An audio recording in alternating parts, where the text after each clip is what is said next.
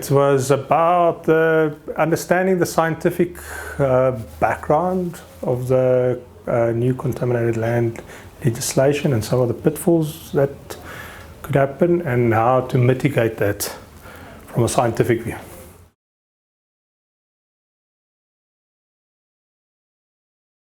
First thing is that we must make a distinction between soil and land, and that using soil as a screening methodology is not necessarily the most appropriate methodology. We must definitely consider using the opening that the legislation allows for using background as a way of screening. We must use backgrounds, and we must adjust the soil screening value for site-specific conditions.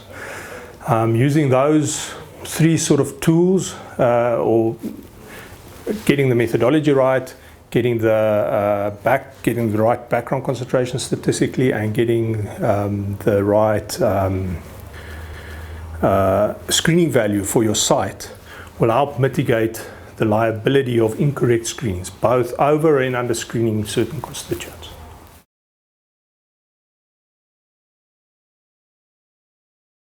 The approach is within the normal science that we do. It's a risk-based approach, and that's great. So that is established the risk-based approach as the principle.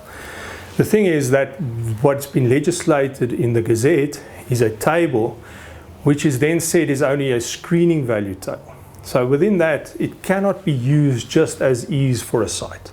And if you do that, you are going to over-screen certain things. You're going to say certain constituents are a problem, and you're going to say other constituents aren't a problem.